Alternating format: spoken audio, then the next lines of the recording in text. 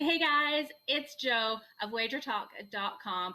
Are you guys going to come over to WagerTalk on July 4th? Well, you really should. You're likely aware that we'll be offering every daily pick package for only $9 a Friday to Monday. But did you also know on July 4th only, we will have a great special 7-day all access packages for just $76 for the week. That is less than $11 a day, you guys. So make sure on July 4th, you head over to wagertalk.com and get this deal. 1 week of picks for just $76.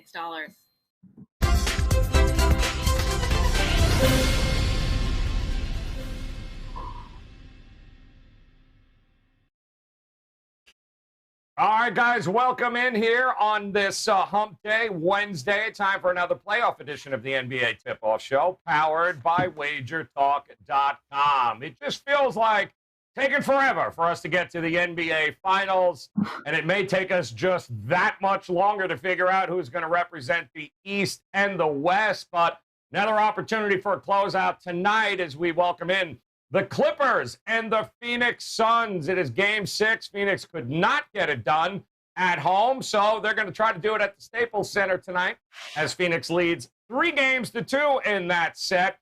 And here to help us make heads or tails of it, the angles best to look at here tonight, who better than these three gentlemen? Actually, it's the exact same three gentlemen that were here less than 24 hours ago as we welcome back Ski Prophet, Teddy Covers in the middle, and, of course, Tony Mejia, ready to help you guys make it a profitable Wednesday. Ski, let me come to you here, my friend. Injuries. We may just look back on this playoff season and go, wow, injuries were changed the course in a lot of different ways. But did you have a feeling before Giannis went down that Milwaukee was starting to put it together and that they would have been able to overcome that first half deficit, or do you think they were in trouble regardless? Well, they were in trouble. They had a little bit of momentum, but like I said, I don't know. I think I said it yesterday, but when you have time to prepare without Trae Young versus just getting thrown into a game with him in the middle, being injured, like everybody's going to play a little bit better. So I like their game plan. Everybody was sharing the ball, and they looked pretty good from start to finish. So it was a good game from the Hawks, in my opinion. So, Teddy, on this show yesterday, the words came out of your mouth, my friend. Contrarian game of the day. And that's what it was looking like, because we weren't even sure at this time yesterday if Trae Young was going to play or wasn't going to play.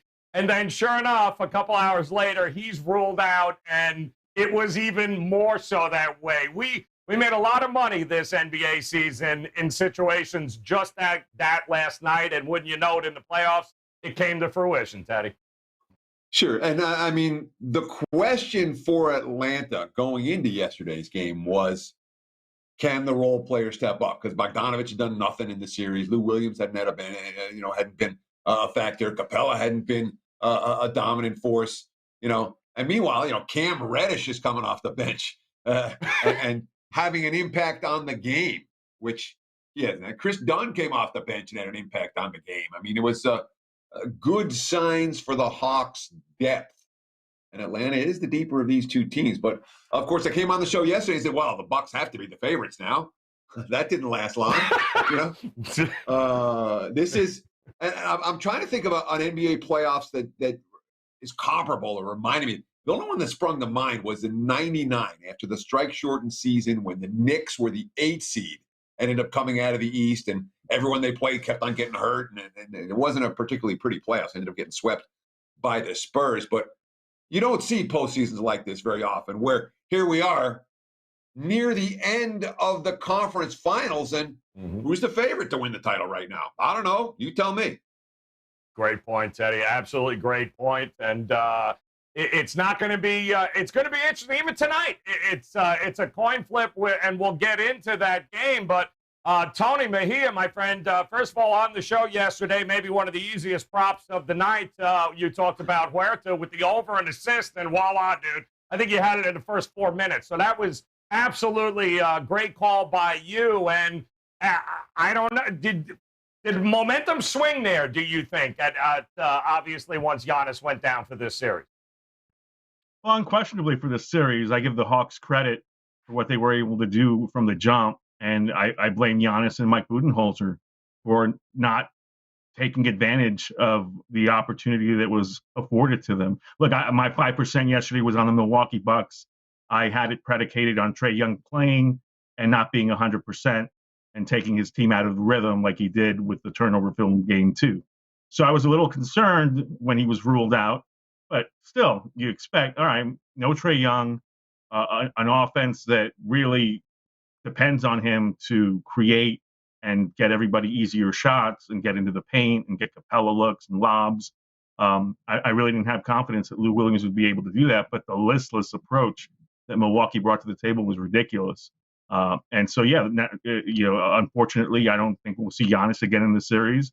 And the Atlanta Hawks become the favorite in the Eastern Conference that everybody expected either Brooklyn, Philadelphia, or Milwaukee to come out of. And to me, that makes the Western Conference champion the favorite in the finals. Absolutely. Can I ask a quick question? Yeah, shoot. I feel like, we're not going to get fined, so we can talk about it. Yeah. But I feel like all of these few playoff games are like, it's a lot of questionable stuff with the officials. Like, I knew right from the start last night who was going to win the game. Are you guys feeling that way? Have the officials been like not good to you guys? Teddy? It's something that we hear and see every year in the NBA playoffs, where, Scott Foster's reffing, we're going to see a game 7 or whatever it is. What I like to do in those circumstances, Ski, that's in-game for me. When you see something early on and the refs are calling it in a way that's going to benefit one of the two teams and maybe extend the series, you can take advantage of that real early with in-game. But before tip-off, I want someone to tell me before tip-off what way the refs are going to call the game because, much easier after tip-off in that regard. But it's something you hear every year in the postseason. Hearing it and making money off of two different things. The only way to make money off it is when you see it, you bet it in-game. Yeah, Mark Davis, Gobble, and Wright tonight will be the refs for this Clippers and Phoenix Suns game. Unbelievable here. We've got back to the Staples Center for a game 6. And Ski, let me ask you here, man, because I hadn't seen it all playoffs long with this Suns team, but there was every team has a certain look, and the Clippers played desperate, looked desperate, and really took it to the Suns. But, man, the Suns at the end of that game, Chris Paul stopped running the offense. He's chucking up contested threes. He's not running anything. There was a deer caught in the headlights kind of look from that Phoenix Suns team. Does that worry you tonight as we head into essentially what is a pick'em game with a total of opening up at 215? And I think we're seeing right around that 215 and a half in a place or two as well. It does worry me. And when I'm looking at Chris Paul, I feel like before his whatever happened, if he had COVID or didn't, or whatever was going on, he was playing a lot better than afterwards. So that worries me because we've seen that a lot throughout the season. Players have COVID, and Jason Tatum, he was a player, but we've seen it a few times, and it don't look good for the next few games afterwards. Talking about what I said with the referees, I'll try to find a way to make money off of it before the game, Teddy. We'll see if you think I make some sense of it. But kind of brought to my attention from my friend Tony, and it's these games with these short spreads. Like it's like a trap type line. Like they want you to bet one side, clearly thinking it's a small number or it's a good situation for them, but really it's the underdog. So in those games, that's why I asked. I know I asked all you guys before the show who's the favorite, but in these games, in the playoffs, when you have a spread of less than 2, so 1 or 1.5, it's the dog who's getting the money 6 of 7 times in this playoffs. If you go back to 2019, it's like 16-5. So I think the Clippers are going to go off as the dog. I feel like everybody's going to bet the Phoenix Suns because they're supposed to be the better team. They're off a loss. They should win. But I also look at Ty Lue.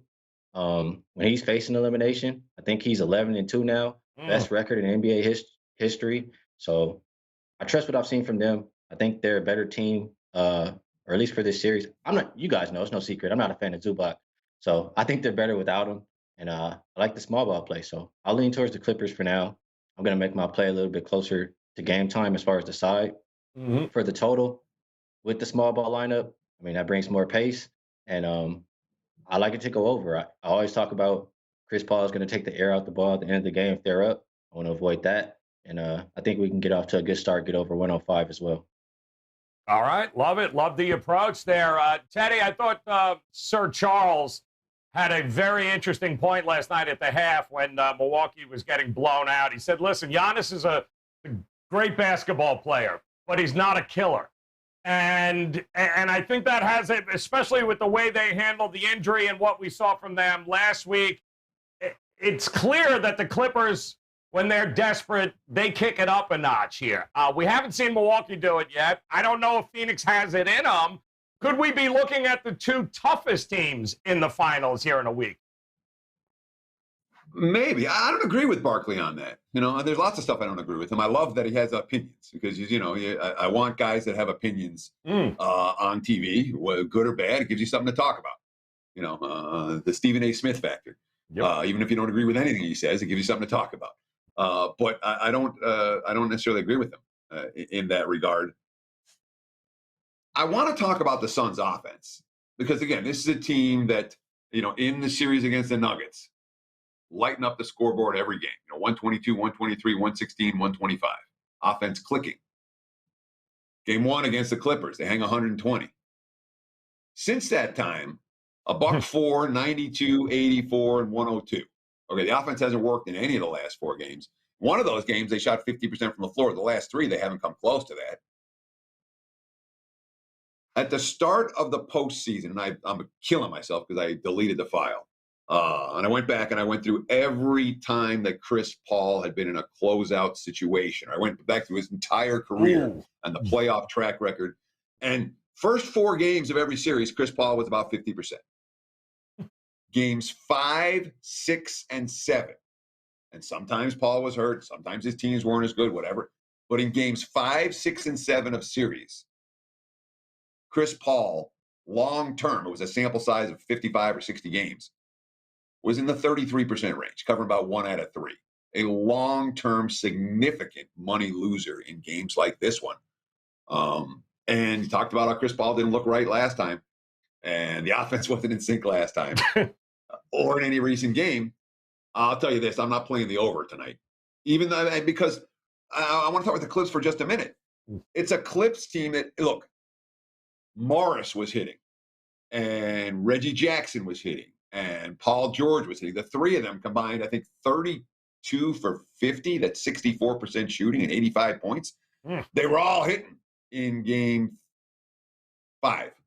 I'm not convinced they all hit in game 6. So we'll talk about the there's a player prop I'm interested in when it comes to best bet time. But from a total standpoint, I got a first half play on the side for the clients. From a total standpoint, I only look at this one under, even if the Clips are playing small ball with no Zubac again this evening. Got a point there because 2 games at the Staples Center. One was 198 points total. The other was 164. So it's not as if the Staples Center is showing up and showing out on the total side, Tony Mejia. But I mean, listen, it's all on how you react when you get punched, right? Prior to that game, Phoenix had done a great job in the first half. Clippers slept walk and then turned it on in the second half in a lot of these games, right? Only it was reverse and Phoenix didn't have an answer. So what do you think they do to minimize the Cousins factor here, who simply dominated off the bench for them in that game with the Clippers? Yeah, it was something like 10 points in 4 minutes. Look, the Suns weren't ready for what they saw in game 5, period. We saw an approach that was different out of necessity because Zubac was scratched. So the Clippers sent Terrence Mann as essentially the 5 to bother and pester DeAndre Ayton, keep him out of position. We saw Patrick Beverley do the same. We saw Marcus Morris Sr. get in there. We saw mismatches on offense the entire first 10 minutes of the game where they were isolating Morris on Booker in the post and waiting for a double team that rarely came. And then Morris started out like 5 to 6. Look, it was 20-5. The Suns led for about 20 seconds, and then the Clippers responded again, and that was essentially Paul George and his greatness. And I'm not sure that Paul George is going to be able to replicate that, and certainly don't expect 15 for 20. They were outscored 58-32 in the paint, the Phoenix Suns, with DeAndre Ayton, who's been the X factor all series. So, and that's why I've held off. I don't have a pick on this yet. Zubac, is he going to play? Is he not? If he doesn't play, and I have to pull the trigger at some point, so may not be able to wait till Zubac news becomes official. But I think the Suns would welcome having him out there. I think Ayton got really comfortable against him, so I agree with Ski that the Clippers are probably better off if he does not play. But if he doesn't play, then I think the Suns better be better prepared for what they're going to see in terms of the small ball approach with different bodies going to Ayton. Ayton has to be more aggressive. They have to look for him more in the post. Because I had an Ayton prop on Game 5. I can tell you they weren't looking for him in the post. He was open multiple times. He got his double-digit rebounds. I think he scored 11 points, maybe 12. So, that's one factor in this game that I'm looking for to change. Marcus Morris Sr., worried about him after dealing with all that knee soreness for the first few games of this series. He played 39 minutes in that Game 5 win. So how's he respond 2 days later when he's in a starring role once again? Is this a Terrence Mann game? Is this a game where DeMarcus Cousins, again, is able to do his thing on offense, and then they use him as the guy that they're picking on defense, which would certainly help the overcause. But again, if you're Phoenix and your number one mandate in this game is to get the ball inside, well, that takes time. That's not something that you can do by pushing tempo. So we could see Chris Paul taking the air out of the ball, and that would be an aid to under bettors. So lots of little varieties that this game could yield. I will say that the Suns were 2-0 in closeout games prior to Game 5, are still 2-0 in road closeout games. There you go. All right. So opportunities galore here tonight to approach this game from a whole lot of different ways. But Ski, Teddy brings up a good point. Maybe the playoffs, maybe we just labeled the wrong guy playoff P. Maybe it should be playoff C. Maybe it should be Chris Paul, the one that everyone should be making a meme out of, because Paul George has shown up and shown out here at the big moments. The question is, and we'll hear from you guys, I'm sure, at some point during these best bets, is it repeatable? Does he need to score another 41 points in order for this team to win, and does he have it in him? We'll figure it out here as we head to the best bets, but I do want to remind you guys, of course, best bets are up and available right now tonight across the sports betting landscape with all three of these gentlemen. Ski Profit, Teddy Covers, Tony Mejia. Plays are up. They're locked and loaded here, guys. Now is the time to head over to their pages, get those plays in, and, of course, a lot of different ways to approach this game tonight, and they've got you covered at WagerTalk.com. So, Ski, I'll come to you first, man. You running point here. Tell everyone what you got locked and loaded, what you got going on at WagerTalk.com tonight, and tell us how you're going to approach. Give us something that you're going to approach this game with tonight. Yeah, so far I have a 3% wager in MLB on a team total, and I hit my team total last night on the Red Sox, so I'm liking this one tonight. And I agree with what Teddy said. I do remember that stat about Chris Paul in those later games around like 30-something%, so I'm with you on that. And it's hard for me to make my play on the side this early, so I'll wait and I'll shift towards the total for my best bet. I look at the first game without Chris Paul, they played extremely fast, obviously. The next few games, they play slow. And the Clippers go to small ball lineup, the pace increases. And they get, I think, 111 points in that first half, and the full game goes over as well. So I think as long as you get that increased pace from the Clipper side and they're not trying to slow it down, the Suns are not going to have a problem, at least until the fourth quarter. So I like first half, over 105. I know Teddy's going to frown. He's not going to like it. But that's what I'm rolling with today. I love it. And Teddy, right on cue, man. Go with the I love it. All right, Teddy. Tell everybody what you got going on here tonight, Wager Talk and/or sportsmemo.com, and what's the best angle? What's that player prop you're looking at? Sure. I mean, we've been running pretty good, 78% across sports over the last 4 days. 68% over the last 12 days, better than 60% across sports since the first week of May. The baseball's been good. The playoffs have been pretty good. I got no complaints right now off another winning night last night. I'm locked and loaded. I got a 3-pack up for today, including a first half wager on this ball game and a pair of MLB. You can get that right now, as Joe said, either WagerTalk or sportsmemo.com. I lean under in this game, but that's not where we're going with best bet. And Ski, for what it's worth, I lean under full game if I'm playing it over. First half is absolutely the way to go, but I would not be surprised if the game dies late in elimination games. You can see that. We've seen that more than once already in this series.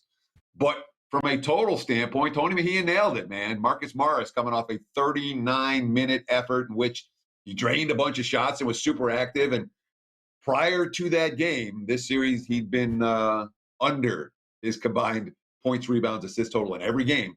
Marcus Morris under 20.5 PRA for tonight.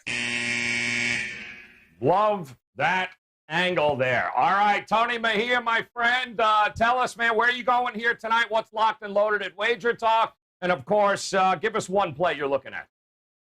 All right, well, I was looking to see, since Sean Wright is working this game, if there was any props on him tripping any other players tonight. And there are not. Hopefully he can abstain from being part of the action in that regard. I like Mark Davis, though, as a lead official. I think we've got, an instance. I really like Teddy's Marcus Morris thing. I think he's going to be less of a factor. And I will have multiple plays on game 5 tonight, game 6, yes, of this contest, and I'll have probably a baseball selection. And my luck's been running terribly, so need to turn that around. As far as one of my plays, it'll be a client play, but I'm giving it out for free. It's Cameron Payne. He of the 29-9 in game 2 and 20 points, 9 assists over the first 2 games where he was replacing Chris Paul. He has shot 4 of 18 over the last 3. He was dealing with an ankle issue, obviously suffered in game 3. I think he's healthier now. We're going to take him over 7.5 points to be more of a factor in game 6. Oh, does Cameron Johnson, Tony, need to play more for Phoenix here? Or, I mean, he's definitely their 6th man at this point. I think he's replaced Payne. When Bridges or Crowder get in foul trouble, he's going to find time, and he certainly responded. Now he's got to respond on the road as well as he did at home. Good point. All right, there, guys. Game 6 tonight. Get ready for it. Gotta love these game 6 situations here in the playoffs. And don't forget, of course, tomorrow back at it with Atlanta and Milwaukee. But to recap what we've got best bets here tonight, let's take a look. Ski Profit going frown and all, Teddy, over 1.5 in the first half, man. Go over that number. Ski likes it. Teddy likes Marcus Morris under 20.5 points, rebounds, and assists. And Tony Mejia thinks Cameron Payne going over 7.5 points off the bench is absolutely a way to look. And they told you best bets locked and loaded here tonight at WagerTalk.com. Head over to Ski Profits page. Head over to Tony Mejia's page. And you can also head over to Teddy Covers, not only at Wager Talk, but also sportsmemo.com. So here we go, guys. Sooner or later, we'll get to the finals. I swear these games will eventually end these series, and we'll have 2 teams advancing, though. I don't know. It seems like it's going to take forever. Hit that bell in the upper right-hand corner. We got you covered with Atlanta, Milwaukee tomorrow here on the NBA Tip-Off Show. And on behalf of Ski, Teddy, and Tony, guys, best of luck with your plays tonight. Come back and join us again tomorrow. Good luck. We'll see you then.